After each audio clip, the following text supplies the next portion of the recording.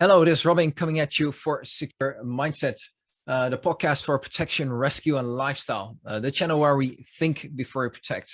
Today in this podcast, I'm going to tell you about, in collaboration with my guest, about a very ancient skill that any protection professional should learn, in my opinion.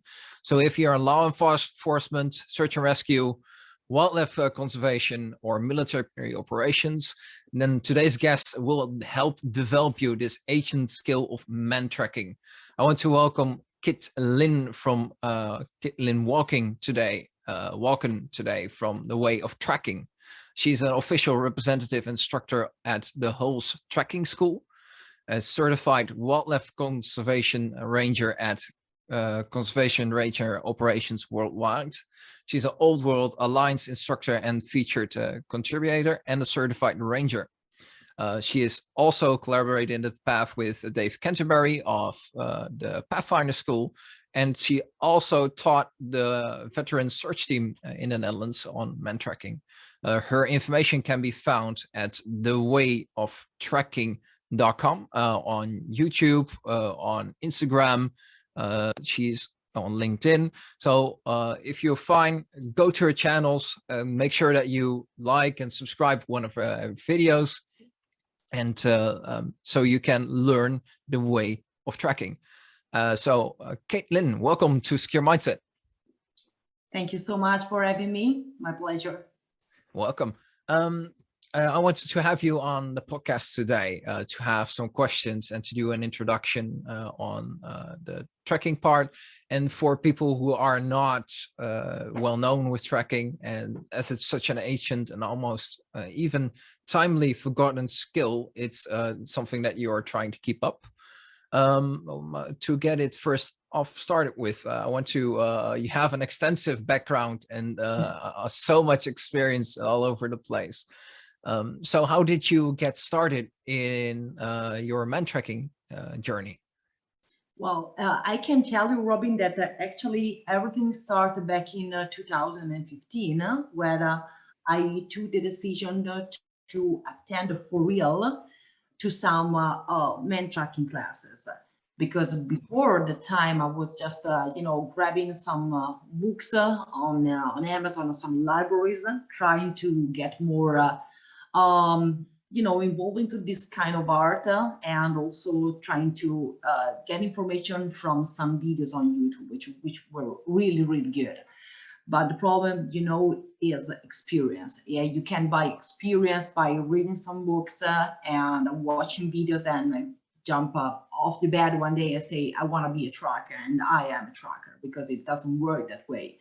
So actually, I was looking for some Mantracking courses offers all around my place, which is currently the north of Italy, very close to Switzerland, and I found a school, which is the European division of David Scott Donnellan Tracking School, which is based in Arizona, but they have a representative here. So I officially started my journey by the time with that school. And just in 2017, I decided to fly to United States in order to attend a 5 intense training course with the Hulls Tracking School, in collaboration with other instructors as well, because it was a instructor by the Hulls Tracking School, but other instructors as well kind of got part in it. So we have, for example, Ken Galbraith, which is a former E.S.A agent. We have Rose Peden, which is an author of several books based on Mantracking, as well as a representative for Search and Rescue Virginia. So it was so good to have the possibility and the honor to learn from these great expert and senior trackers, all together in 5 days course. Was like, wow, like a huge possibility, huge experience. So back then I was entitled representative of Hulls Tracking School in the early months of 2018, and it was actually when I started running my courses. But if you meant also where did you get your passion for this art? Because, you know, I have students in my classes asking me at the end of the course, but Kyt, where all this come from? You have like, you know, like a suggestion, you have like a dream of how did it happen? I just want to make things very plain. It was my father's fault, as my father is a big fanatic, and I carefully pick up this word of Western movies. So imagine me as a child spending all nights watching Western movies and seeing these figures, you know, landing on the ground, touching the ground, and say, okay, we have 2 wagons, 4 horses, 5 men walking in that direction. I say, wow, that's so fascinating. And around 2015, I was already introduced to some survival skills. And I say to myself, okay, this is the good moment for me to kind of, you know, investigate a little bit on the art of Mantracking. So this is actually the previous explanation of why there's a big passion, why there's commitment. And let's say that the commitment became like a consequential thing, because I just wanted to keep this art alive, as you properly said, and I want to share this knowledge in some countries which is not so much, I mean, on the edge, like for example, Italy or Spain too, because these countries are more into wildlife tracking, animal tracking, generally speaking. But the fact is that our ancestors, our grandfathers, let's say, they did have tracking skills. The problem is that that we lost the skills, you know, years by years and decades. We don't have like a real solid tradition, because there's a lack of books, a lack of information. So I think that it was good enough, you know, to lead some classes and just also providing people free contents from a website in order to let them know, writing articles, leading some webinars, leading free introduction to this art, and so on. Wow, that's quite a lot. I like that you are started off with the Western movies and how you got into that as when you were younger. I love that. More than younger. More than younger. But right now, all that experience that you have throughout from younger and until now, have you got any parts, how many, because it takes a lot of practice, it takes a lot of dedication. How many hours do you think, because I have the book Visual Mantracking, you probably know it.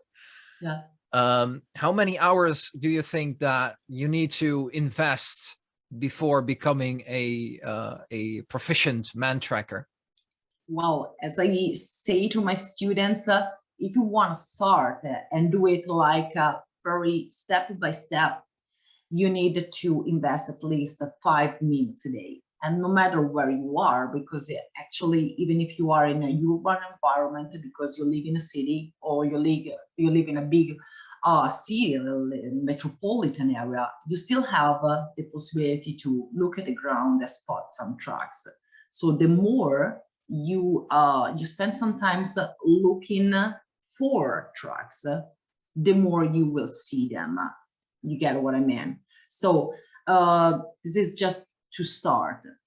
If you wanted to become a professional tracker, obviously, it's not just the time that you spend, but also the places that you are visiting, the place where you put yourself in and where you challenge yourself, and you challenge your skill, because the terrain, weather conditions, the difference between daylight and nighttime are consistent and very beneficial for a very, you know, like fast growth in your tracking skills.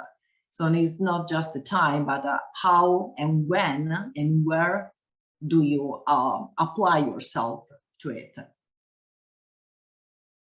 Do you think that going through that motions and through that practice, building up the experience, where will be then, you were talking about like having books and YouTube experience and going throughout, but where do you think it's a good place to start for beginning trackers? Well, everyone should actually start from what are called in the tracking terminology, track traps. So track traps is the term that is used to identify some specific areas made out of sand or mud or snow, where you actually can see clearly the entire tracks. For the entire tracks, I mean the toe, the arch, and the heel. By that, you can become a little bit more familiar, not only with the wall outline of the tracks, which is pretty much obvious in this kind of terrain, but also with the inner design of the sole, which is called the pattern, okay, in Mantracking. So when you have the possibility to train yourself a little bit, starting from the very beginning in this kind of area, you will, you know, like consolidate your tracking skill. You can, for example, pick up, I don't know, like track line of a male adult wearing, let's say, tennis shoes. Okay, let's start with that. He's going in this direction. Then he took a U-turn, okay, and he come back on the steps. And you are actually tracking in a very easy manner and a very, you know, like a beginner, but it is actually a good start. Later on, you can move on into different kind of terrains. And it makes sense that, for example, I just pick up your country because I'm familiar too. I'm familiar with the area of Deventer. Is that correct, the pronunciation? Okay. Yeah, Deventer, Deventer. Yeah. It's Okay. with well more, yeah. Okay. For example, I have that area stuck in my mind because I've been twice in that area. First time in October last year and second time in July. Okay, so I actually had the possibility to saw the area in two different weather conditions and season.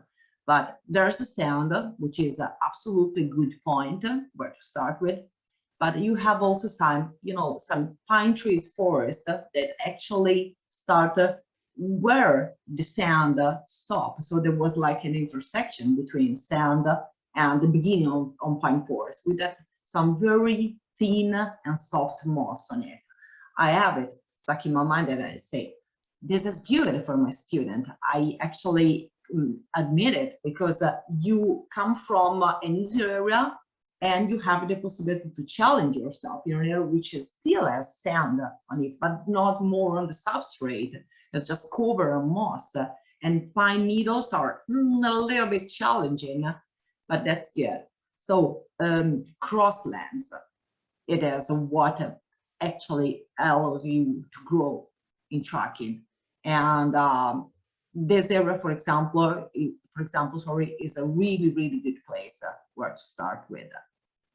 So it's so the proficiency to go from one track over multiple terrains, and Exactly. then starting off at a good starting point. Would that be? Exactly. If you are a very beginner, I mean, you can actually start picking up an area where show clearly no other science passage or perhaps not recent. And later on, when you have some experience consolidating, you can apply yourself to identify your own tracks or the other tracks. For example, if you are on like trails, by distinguish the tracks of your interest from the tracks left by people who has absolutely nothing to do with you, because the terrain are contaminated. And contamination is something that really puts in higher level in tracking, you know what I mean? So pick up the tracks of interest in like 100 and more tracks could be a real help, but it's exactly where you start to grow yourself in. I was looking at the video from Veldvaardigheden. I forgot the Martin's Wolf. Yeah, indeed. And I saw you like instructing, and especially the part where you were, I think it was the final exam part, where where there was a big, a lot of traffic going through on, and I saw you like teaching the students on how to move them, and how to look at the tracks. And the presenter from Veldvaardigheden, he was just like, he was following it, and it was so amazing to see it. And it does provide like the way you instruct as well. It's good to see. It's nice. Thank you. I have to admit, Robin, between me and you and all the audience of the podcast, that it was actually the final exam, because I have to underline the fact that back in July of this year, Martin and other guys attended to the intermediate and advanced level. So actually, the final exam was really was taken inside a urban area. So urban. We were in the Arbor area of Devontown, okay? And it was more than challenging, because they have to, you know, look for micro tracks, micro disturbances in a urban scenario, and they have to look from, you know, for grass at all of this. Contaminated several times, but just checking the direction of travel by the bending and the crease of the leaf. So they were really excellent, really. But that one that you are referring to, it was like an exercises that we developed the day during the intermediate level, and that contamination was the bigger part of it, the biggest. Yeah. I do think that like for a tracker to go through through an urban area, it's just amazing to see that. Like for me, I am not proficient currently at Mantracking, but trying to work at it. But for me, it's just magic. Here is somebody following track almost through over stone, quote unquote. And that's one of the thing, because I'm a lot involved, as you may know, in search and rescue. And here, especially in the Netherlands, as you were training, as you trained the veteran search team as well. That's one of the main parts that we are dealing usually with in the Netherlands. How do you, because that takes a lot of higher skill. And do you give a specific, how do you build up to that specific knowledge? And do you have specific tools that are needed in a semi-urban environment that you will not usually require in a woodland environment? Yeah, got your point, Robin. Well, actually, in urban environment and in cities like those one we all live in right now, we have the possibility to double check the subject or the movement of the subject. It doesn't matter, it could be a missing person or a fugitive from a law enforcement perspective, because at the beginning of the podcast and your intro, you actually mentioned the law enforcement part. So let's include it.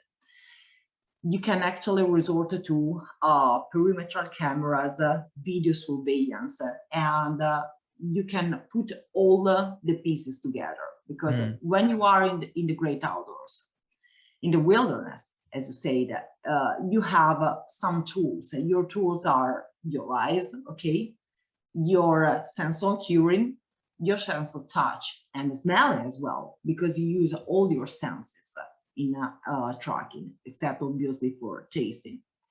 When you are in a urban environment, you have to deal with a very tough terrain, as you mentioned. So you have cobblestones, which are pretty much peculiar, for example, in Devontown. Again, I remember that very well. You have concrete, you have asphalt, you have tar as substrate, okay? And unless it is a rainy day, which is, it could be possible or not, and you have like no traces at all of the passage of a person, because you pass on the street and you leave nothing. And then you have bicycles you have vehicles, you have cars as transit on it. So how can you actually found systematically a person or more persons only in urban environment? You just don't have to stop only to very tough substrate. You have to look for evidence of passage, for example, in parks, in private gardens, in areas like construction sites, which may have some sand. For example, that day, and during the advanced level, we were again at the Arbor area in Devonshire, and we spot like an amount of sand, which was, I think, left behind from some construction works. But it turned out to be a perfect track trap for capture the passage. So my students, the guys, for the people who are not familiar with what is a track trap? Again, what we mentioned before, track traps are area made out of it is good. Just refresh the terminology. It could be good to share this information with other guys. So again, the name is track traps because they trap, the passage of person. Track traps is a terminology which is used to indicate areas made out only of sand, mud, and snow, because they can capture the wall footprints very, very well. In an urban perspective, when we, for example, cross an area which may have some sand like construction sites or some mud, could be, I don't know, like inside some private gardens or public parks and so on, you still have the possibility to look very well, very clearly to tracks. You know what I mean? So even if we are clearly in a very, very tough position when we have to follow tracks in a tough substrate, in urban environment, we can still resort to our tracking skills when we have the parts. Just go for tracks over there. Let's check this area. It makes sense. The more parks we have at our disposal in a urban environment, the more we can deal with it, and the more information can we actually gain from it. And additionally, we can use, again, as I said before, surveillance camera and all the technology that we have to just reconstruct the wall transition of a subject in a urban environment. Additionally, another point could be just talk to people. Let's get out some, witnesses. Yeah, I remember that I said that a strange guy just passing on the street. It could be around 5 o'clock. We needed to collect data. We needed to make some intel, and we can get some intel from the terrain, but in a urban environment, it is mandatory to resort to something else and to sort it out together, to just create the whole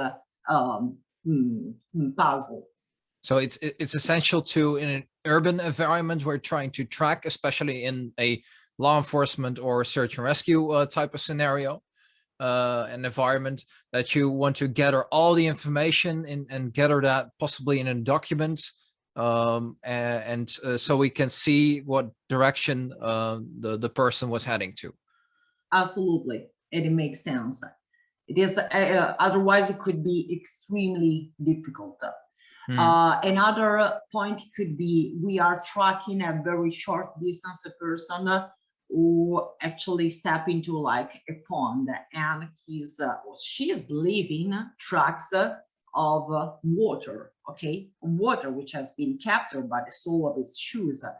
But this kind of effect, which is called a transparent tracking, dry out like in a matter of seconds. So if you are lucky enough to be just right behind the person, you can still see these tracks, and we actually experience to see this for like, I don't know, 10,000 times. But the problem is that if you are a little bit further, you have no chance at all to spot for this kind of tracks. So that's interesting. Do you have any personal experiences that you were like helping maybe search and rescue or military or law enforcement to find a SID? They call it quarry, right? There are multiple terms to it. I can actually mention you the recent one, which happened. I think there was around it was 2 weeks ago. I was collaborating with a local search and rescue group, so around 40 people here in Northern Italy, and they called me because they actually needed to to be introduced to the art of tracking. So they actually are my new students, let's call it today, and they wanted to create like a simulation of 4 people who got lost and disappeared from a urban environment, but they disappear inside like a huge public park. So we have like what is called the Point Lassine, which was still inside the city. And we grabbed some information like, other people playing the part of witnesses, say, oh, see, look, I remember that I saw it in that direction, but I'm not 100% sure. So we needed to deal, starting from a urban situation, developing into like a search and rescue for different subjects in a huge area. I mean, kilometers and kilometers of public park contaminated that you can even imagine how many people passed through there. And it was very, very tough. Also because we, on purpose, start the research from the middle of afternoon, and we went on for the night. So it was like an extreme condition for leading a research in that kind of area. Oh, but that's interesting.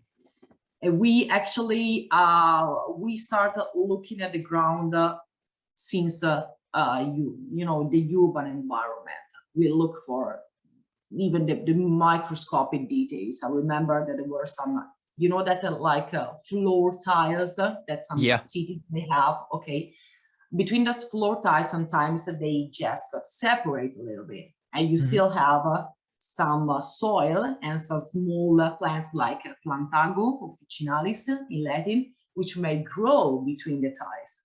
So we can, proceed 1 meter after another, spot these small plants and say, okay, this is bent in this direction and it is a fresh track. So let's go for it.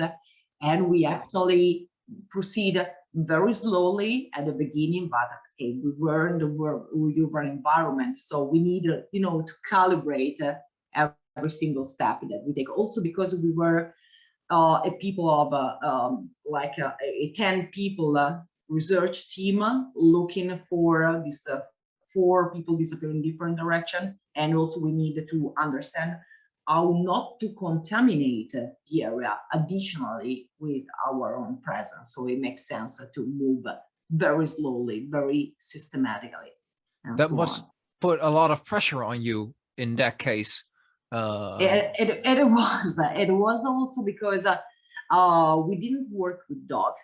So we were just a group of me, and they are actually my students. So they are learning. And it was easy because we were in on a mission, on a search and rescue mission, even if it was like a simulation that time. But I have also to double check my students if they were, accurate enough to look before placing their own steps in order not to contaminate. Because the biggest problem when you are a beginner is that you don't pay that much attention to your own movements. You want to do good, you want to challenge yourself, and you move like this very quickly, because you are moved by passion, by your commitment to do good. But every single step should be calibrated. So I always say, before you move on, you have to look at the ground.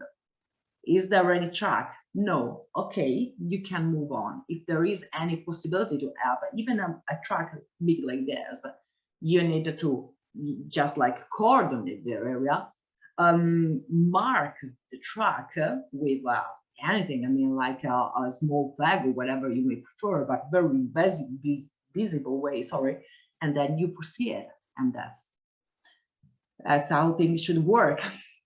That's excellent, and especially when the pressure is on with the team, and it's too much, and it takes. You are basically doing two things. You are trying to track the person who was the quarry or the missing person, and you are teaching the team, and they and looking out for that they were not contaminating the area. Exactly. That is a lot of pressure in one term. But I'm very glad to do that. It wasn't that. It is something that it always motivated myself very in a high way.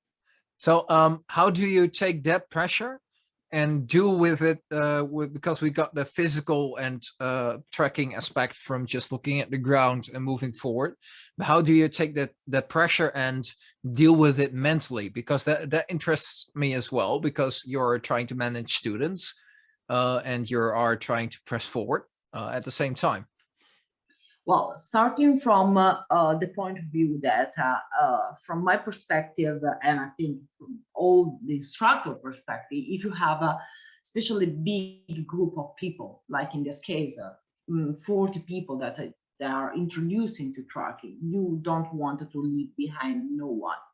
It makes sense that every one of us has got a different approach, different way of, looking at things. And different manner of apprehending things as well. So I always, it's not a secret, but I'm very glad to to share it with you. Before I started working with a class, assuming that I know no one inside the class, so it was like a classes of people which I'm not familiar to. The first thing that I do when I do my presentation, so I'm Kyt, the course will just follow this timetable, this timeline, and so on. I look at the people and I start profiling them in order to understand if there is an individual which is could be more charismatic than the other, because it makes sense to me that some people are more prone to like prevaricate, let's say this way, other guys. So that's why I always, mix up the team. And for example, I remember the guys from Veteran Research team, they are very good. I had Werner, I had Robert, and I had Jacob, first class in the Netherlands. And I immediately understood it before they told me that they were a team, because they stick to each other. They talk a little bit, like calibrate themselves. Yeah. So, and they are excellent trackers. So the first thing that I did is just to, like break up the team and So mix divide them up. Yeah, just because I just want that other people could, take advantage of their knowledge and just create like a balance between all the elements. Let all the people take advantage from the knowledge that I have, but also from people like Veteran who already are sorry. Sorry to interrupt, but what I meant was specifying dealing with the pressure of the search as a tracker, because it I can imagine that it the pressure from both your students that you're trying to teach. I was reaching that point. Oh, okay. No, I was just explaining you the first part. Okay, I was okay, getting got it. the point. I was getting. Once we are, in a hunt, we are in a follow-up, as it's called. I just, from one, let's say that half of my brain is 100% focused on the follow-up, because I need to, look for very consistent tracks and not to focus on micro details, because we have to cut the time distance gap with the fugitive or the missing person from one side. The other side of the brain is focused on managing all the people in the group, just getting everyone aligned, not only inside the formation, but also with, let's say, the speed of the follow-up, because we needed to proceed at a single speed and using like a single mind.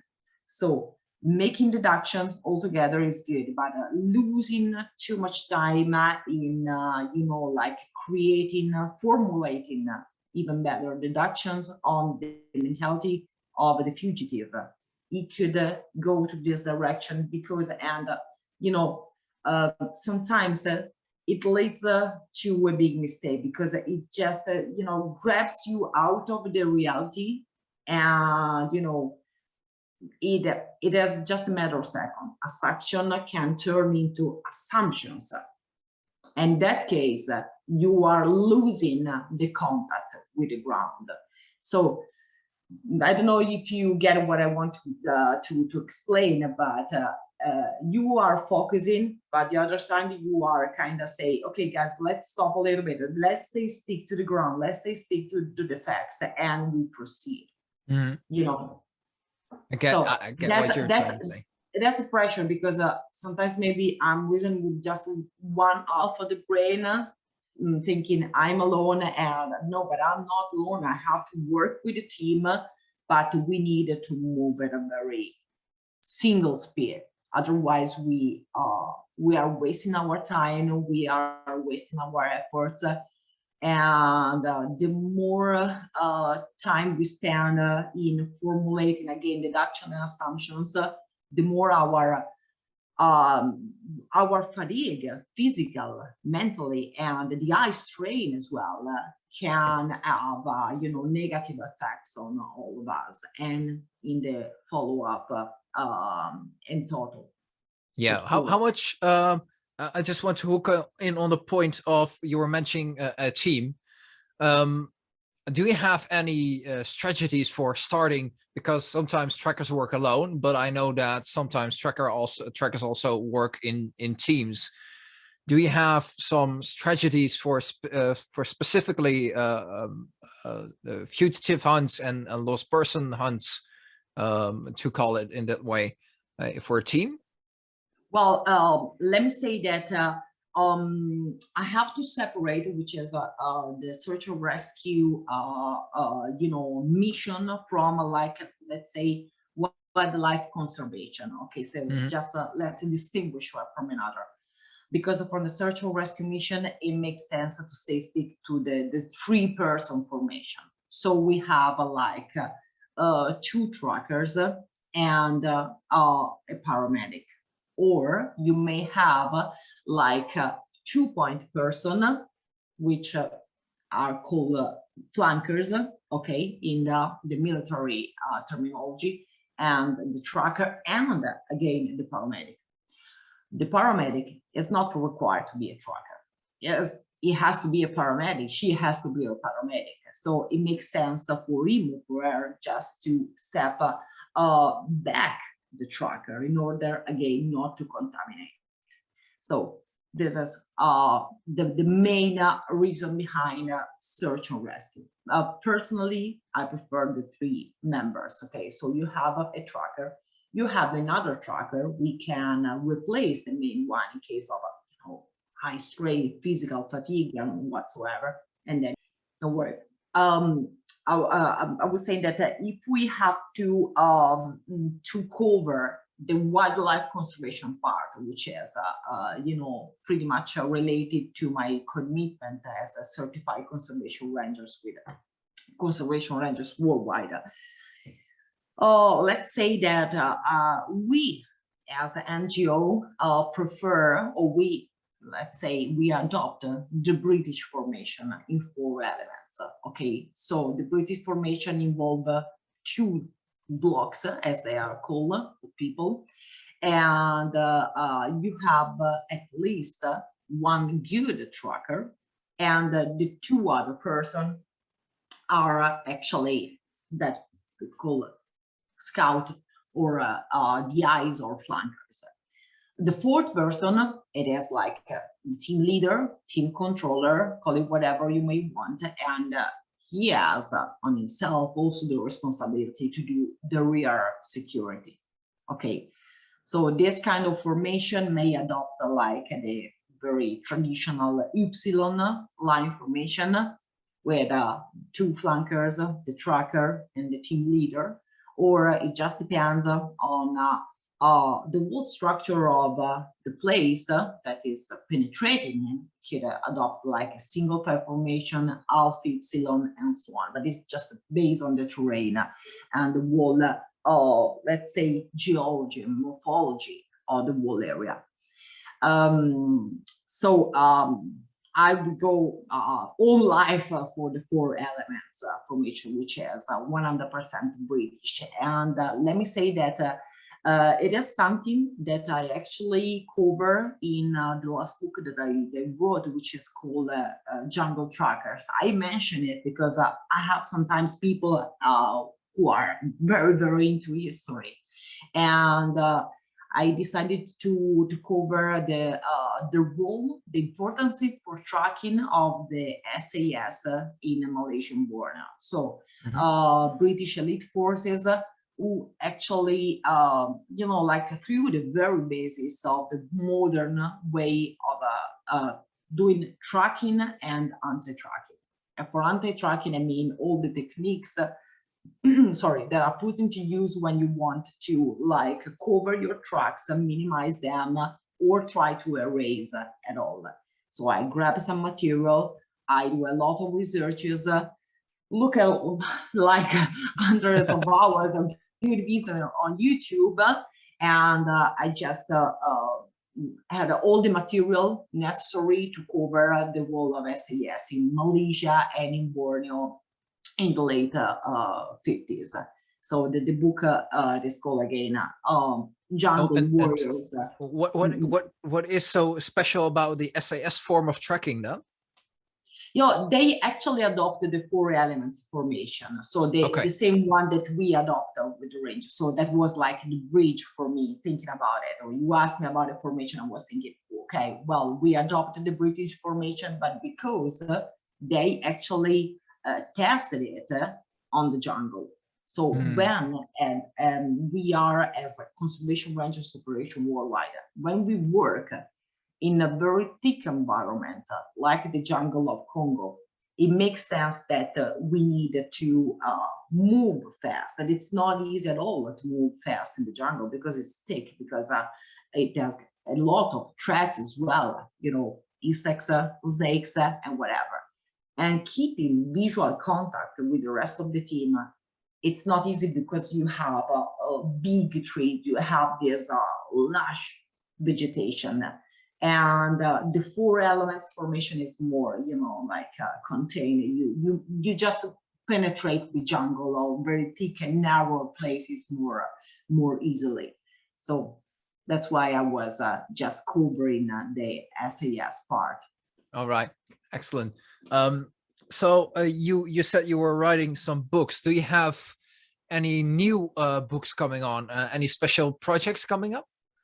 Well, actually, I have a book coming on with a Dutch guy, which is a very good student of mine, and the idea is just to formulate the whole book, starting in English, and he just presented it as the final result in Dutch. And also because I actually tracking has got a lot of terminology, perhaps some important words like spoor, which are total Dutch words, and with the British like inherited them and trade them all over the centuries.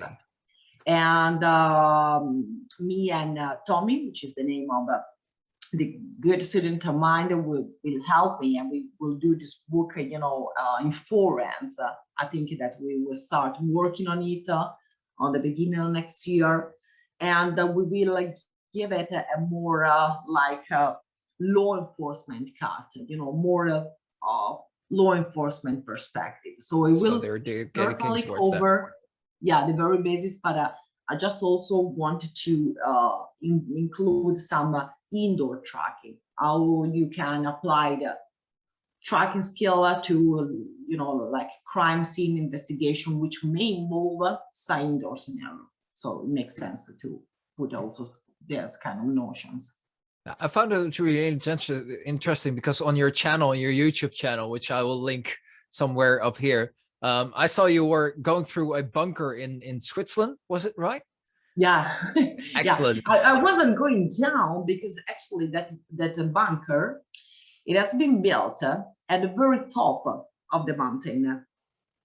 So it is imagine that you have like a mountain, like the Zermatt structure of the mountain.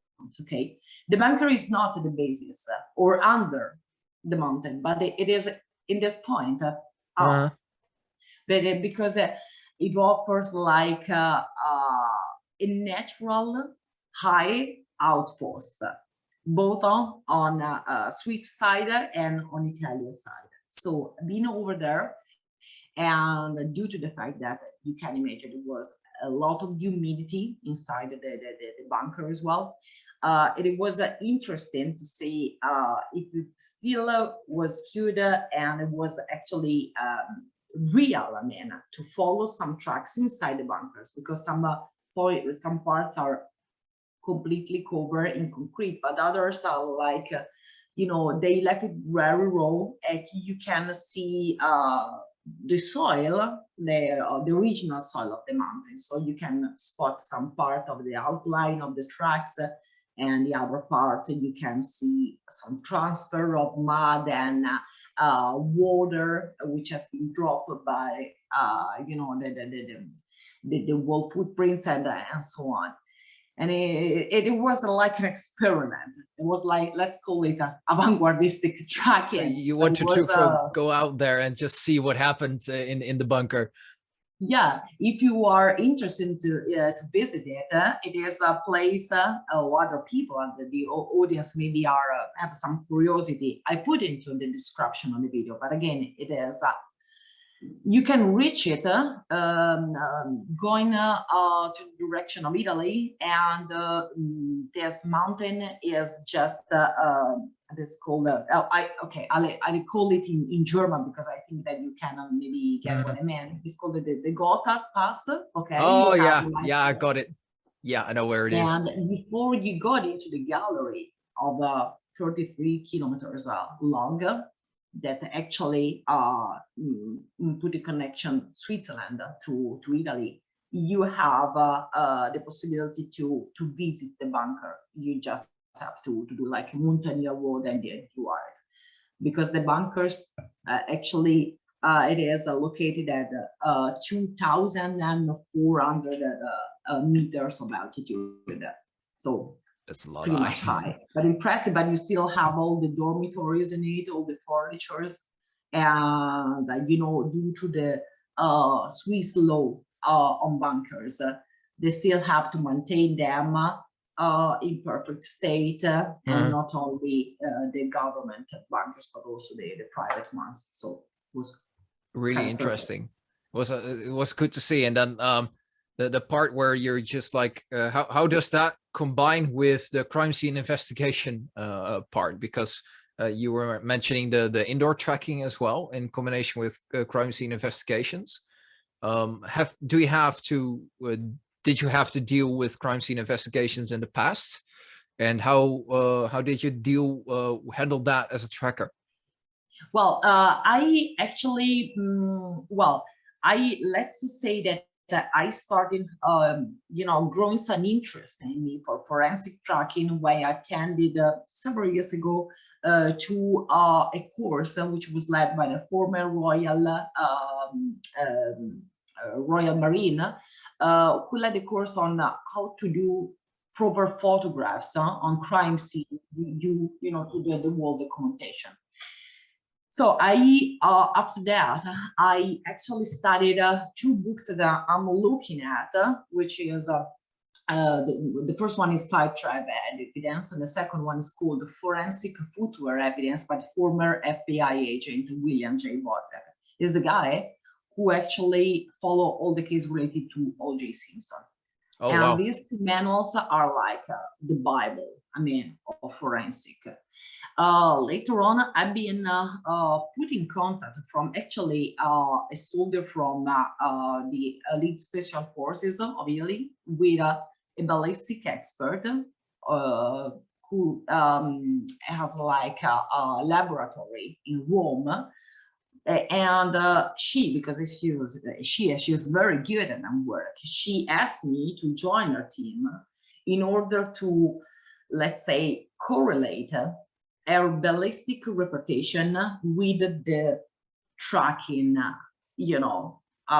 reputation of the footprints she may have found on indoor crime scene or outdoor crime scene.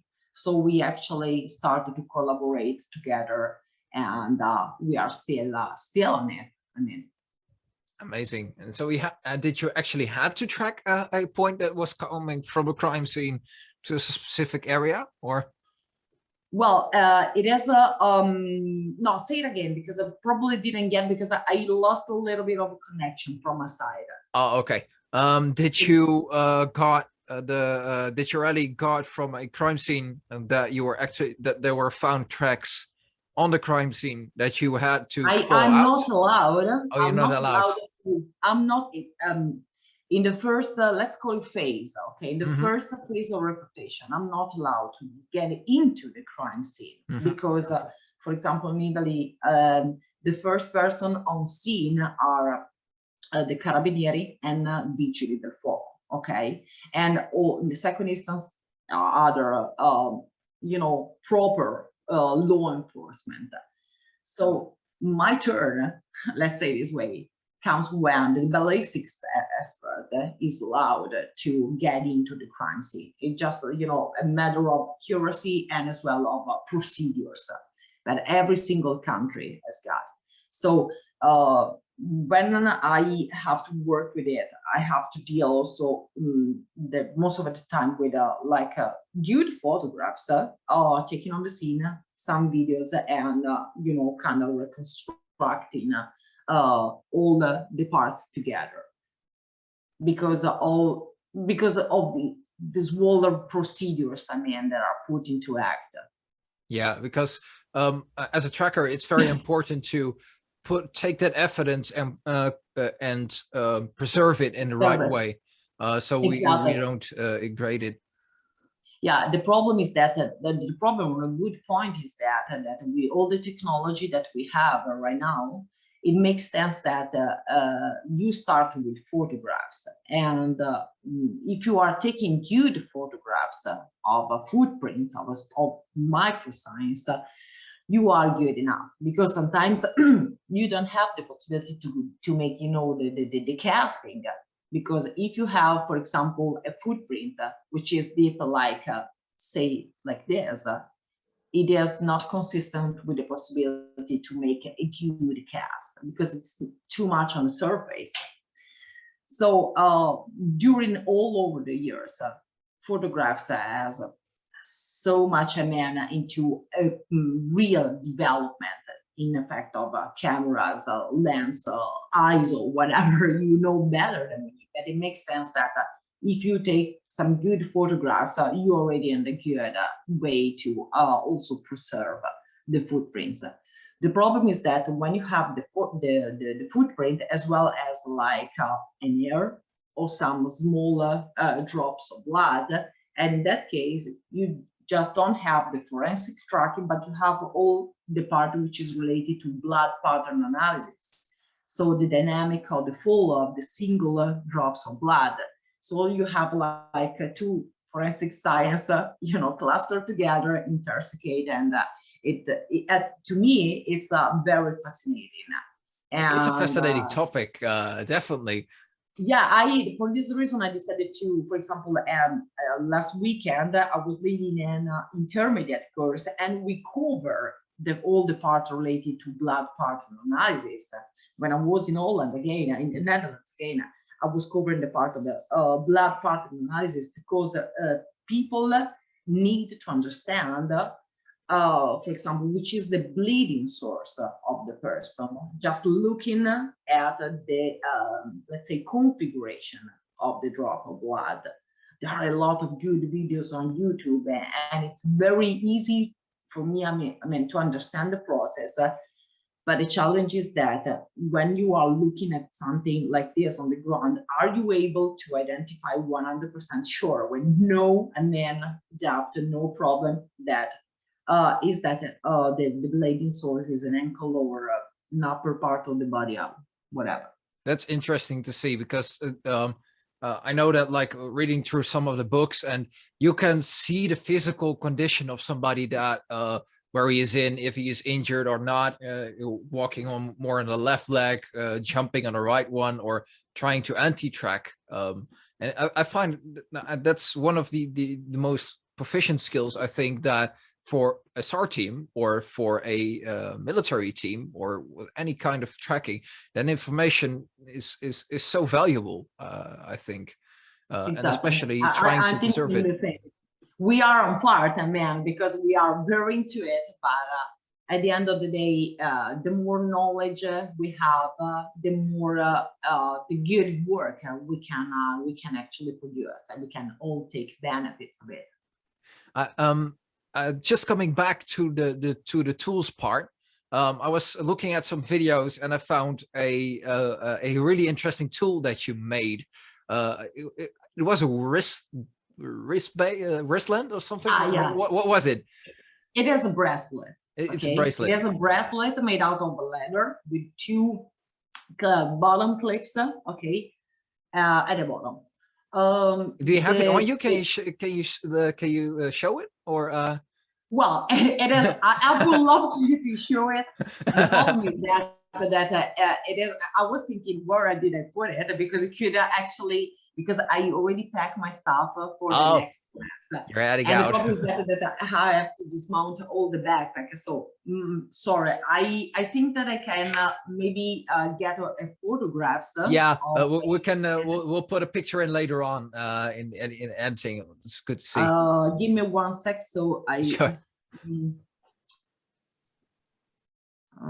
Well, I need to go on Instagram. Huh? Okay. Of course. Make sure to go on Instagram. Oh yeah, here we go. Let me see that. It seems to be like a huge track, but it's absolutely normal track. So I don't know if it is good enough to resolution of the image and the screen and whatsoever, but you can see that the bracelet is actually made out of two parts, a longer one and a shorter one. Mm-hmm. So the main so once you are wearing it, it is dropped like this. You may notice that it has some like small lines engraved on it, mm-hmm. which are consistent with centimeters from one side and inches. So once you have to take measure of a track, you just rub it off, you lay that on the terrain, and you use the measuring system that you are more familiar to. The longer part, it helps you to take the wall length of the track, okay? And the shorter part, it helps you to take the measure of the width of the toe, of the arch, and of the heel.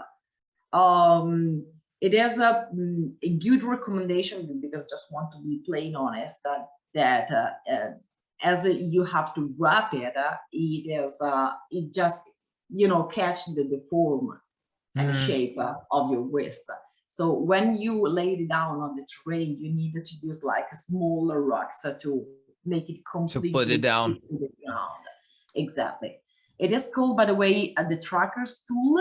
Mm-hmm. And the name given by the Canterbury, because when we, me and this artisan from Tuscany, when we came out with this idea, we were in Bologna at an expo, and there was the Canterbury here, and they say, let's call it the tracker's tool. And he decided to realize a video as well. So there's actually a video on his channel That's one I saw. Yeah, yeah, I got that one. And we kind of improvised that video because I don't know if you noticed that I was using like a small tracking kit where you know all the stand. So because we were at this exhibition and I was like using it for a demo. There's a small tracking kit, and that's it. Interesting. That's good to see. Do you use that in your instructions as well? Sometimes the tool, or say it again.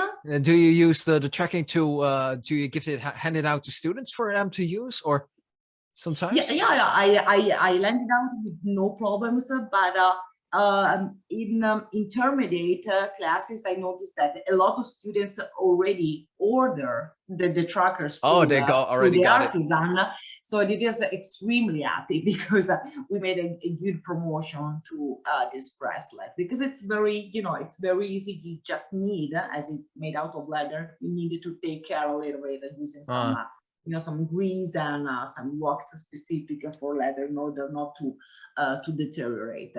But I use it on windy day, very extreme weather conditions sometimes, and after 3 years, I'm still very happy. And I see that we're running a bit of time. I know that you're having a course coming after this. Do you do internet courses with webinars? Yeah, I lead actually like 3 or 4 webinars per month. I was actually looking at my calendar. Yeah, 3 or 4, usually on Wednesday evening around from 7 or sometimes 9 p.m. I did them in Italian, in English, or in Spanish language. Okay, and they are focus on a specific point, like for example, tomorrow I will lead one in Italian, which is tracking applied to law enforcement. Okay, next week I will have another one based on tracking applied to survival skills and so on. So if anyone could be interested in attending to, obviously, the English version or the Spanish, I don't know if I'm more comfortable with Spanish, you can go with that. Just please let me know. You can drop me an email. I can actually forward the calendar, and then which contain all the information about these webinars. I'll make sure to put it out underneath in the description as well, and I'll make sure to hook in a comment with the extra information on the stuff. We have people for the links, and the courses will be placed also in the description, and I'll make sure to post up the links for you guys to go to the courses where you can find Kyt Lyn Walken for courses, and you can sign up, and we'll make sure that we have some extra images added up and extra information for you to follow, so you can go and become as good as a tracker as Kyt Lyn is here. Thank you, appreciate it. I want to thank you very much for coming on the podcast, Kyt, and my pleasure. It's I really enjoyed it. I hope you did as well. Absolutely, it just runs too fast. It was Secure Mindset, Protection, Rescue, and Lifestyle, and don't forget to think before you protect with Secure Mindset Robin with Kyt Lyn, and I'll see you next time. Cheers. Bye.